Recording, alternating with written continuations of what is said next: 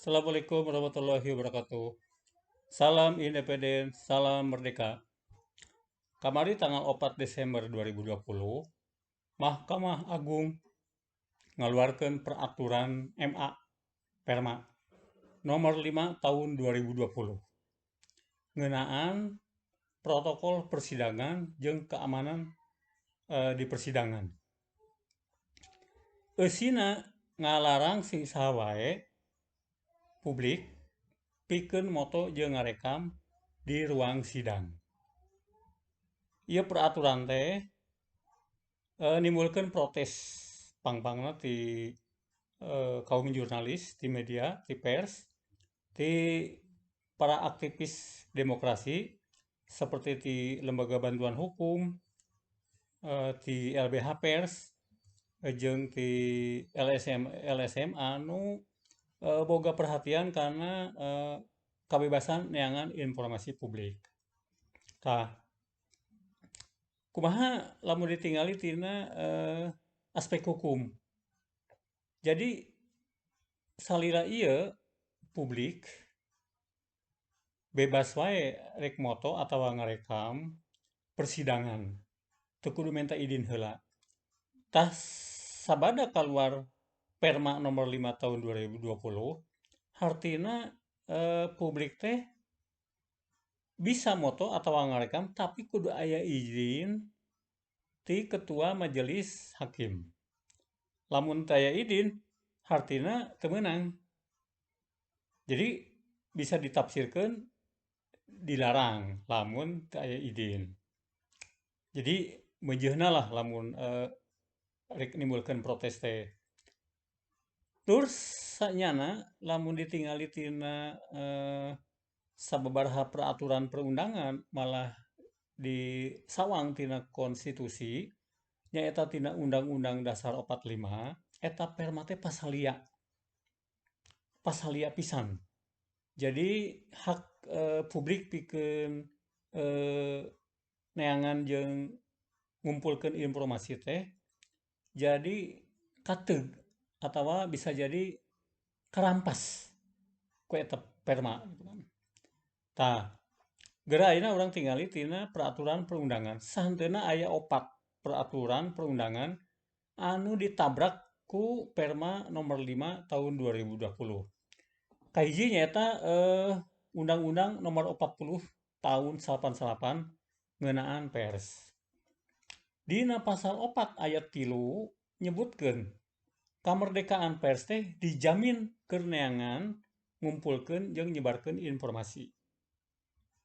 Jadi lamun aya wartawan moto jeung ngarekam di ruangan persidangan teh dijamin ku Undang-Undang nomor 40 tahun 88 nyaeta ku pasal 4 ayat 3. Nah, katingali pan pasal lieu pisan jeung eta. Kusabab wartawan jadi henteu bebas deui. Terus pasal lieu oge jeung kitab Undang-Undang Hukum Acara Pidana pasal 153 ayat 3. Dina eta pasal nyebutkeun keur kaperluan pamariksaan hakim ketua sidang ngabuka sidang bari jeung nganyatakeun yen sidang terbuka keur umum. Iwal perkarana kasusilaan jeung terdakwana masih keneh budak di bawah umur.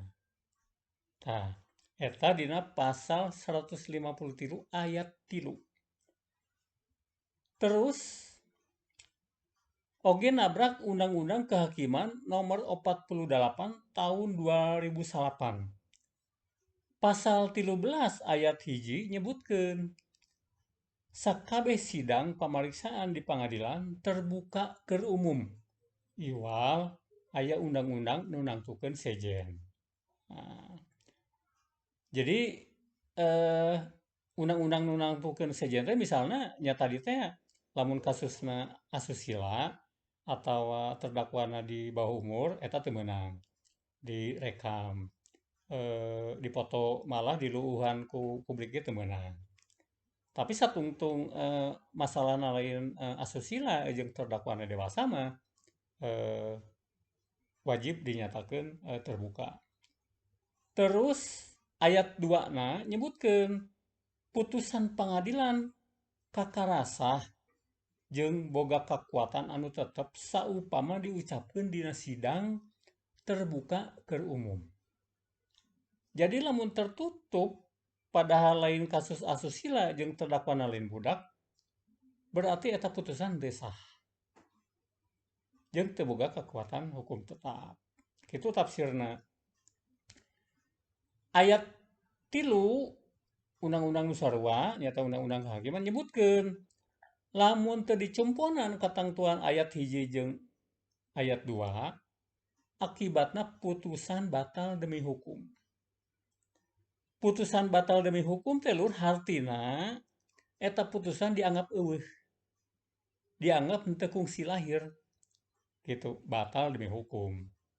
Tah, jadi lamun sidang teu dinyatakeun terbuka ke umum sakumaha ayat 1 jeung ayat 2, putusanana batal demi hukum. Terus nabrak oge Undang-Undang Nomor 14 Tahun 2008 ngeunaan keterbukaan informasi publik. Dina pasal 2 ayat 1 nyebutkeun tiap informasi publik sifatna terbuka jeung bisa diakses ku sakabeh penggunaan informasi publik. Ari sidang pengadilan pan eta di ruang publik. Hartina informasi publik. Misalnya sidang ngeunaan korupsi, ngeunaan pembunuhan, ngeunaan naon, eta teh kan kudu bisa diakses ku publik, malah bisa dijadikan bahan pembelajaran ke publik, ke mahasiswa hukum. Lamun ayeuna teu bisa dipoto jeung teu bisa direkam, hartina ngahambat karena penggunaan informasi publik. Ngahambat oge karena pengembangan ilmu pangamaruh. Terus pasal 3 poin D nyebutkeun ngawujudkeun informasi publik teh keterbukaan informasi publik teh keur ngawujudkeun penyelenggara negara anu alus nyaeta terbuka, efektif, efisien, akuntabel jeung bisa dipertanggungjawabkeun. Nah, samalah lur Perma nomor 5 tahun 2020 teh pasal ieu jeung Undang-Undang Dasar 1845. Hartina pasal ieu jeung konstitusi nyaeta pasal 28F anu nyebutkeun sakabeh warga boga hak keur berkomunikasi jeung meunangkeun informasi keur ngembangkeun pribadi jeung lingkungan sosialna.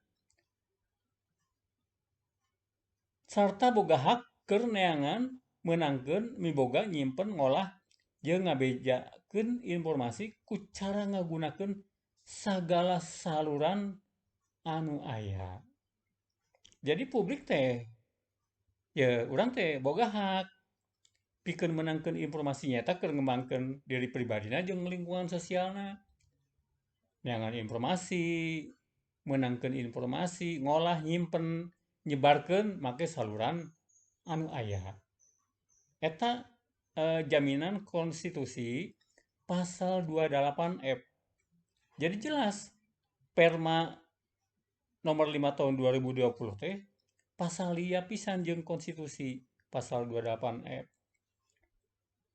Hanjaka lur dina konteks polemik ayeuna teh anggota DPR malah siga anu ngadukung karena Perma, siga anu ngadukung karena dibekemna informasi publik di ruang sidang. Salah sahiji anggota DPR di partai penguasa nyata Arteria Dahlan eta Perma teh henteu ngalarang ngan saukur kudu aya izin. Jadi di mana laranganna cek Arteria Dahlan kan ukur pedah kudu izin heula ti ketua majelis hakim. Sanajan henteu aya kecap ngalarang, tapi kelantaran aya klausul kudu aya izin ti ketua majelis hakim, nya sebenarnya bisa ditafsirkeun dilarang. Lamun urang teu minta izin hartina teu meunang. Eta teh kan hampir mirip jeung zaman Orde Baru. Zaman Orde Baru teu meunang ngadegkeun media nyieun koran jeung majalah teu meunang. Kecuali aya idin anu mangrupa siup. Pan hartina ayeuna teh siga-siga rek balik deui ka zaman Orde Baru. Nepi ka ruang sidang pangadilan ge anu tadina terbuka, ayeuna kudu aya izin sagala rupa. Padahal kuduna DPR minangka lembaga kontrol kuduna mah mere kritik, kuduna ngabelaan publik, ngeritik karena perma anu ngahambat karena keterbukaan informasi. Lain ieu mah kalah ngabela. Jadi ayeuna ku ayana rezim izin pers minangka pilar demokrasi kaopat teh bener-bener aya dina ancaman. Publik henteu bisa ngaakses informasi-informasi anu sifatna terbuka. Geus pugula ari anu sifatna tertutup memang eta mah teu meunang, tapi anu sifatna terbuka mah pan kuduna tumut kana konstitusi jeung kana undang-undang. Tah, ieu teh Lur, perma teh sabenerna mah kekuatanana lemah kulantaran lain undang-undang. Jauh lah dibandingkan jeung undang-undang, malah dibandingkan jeung konstitusi. Jadi sebenarnya publik bisa wae henteu nurut kana perma. Tapi persoalanana riweuh lamun engke dina praktekna lamun urang moto di sidang pasti bakal dilarang. Malah bakal dianggap ngahina pangadilan. Jadi memang pileuweun gitu. Taku kituna urang perlu kritis, perlu mere pendapat yen eta perma teh kudu dicabut. Tah sakitu Lur analisis hukum ngeunaan Perma nomor 5 tahun 2020.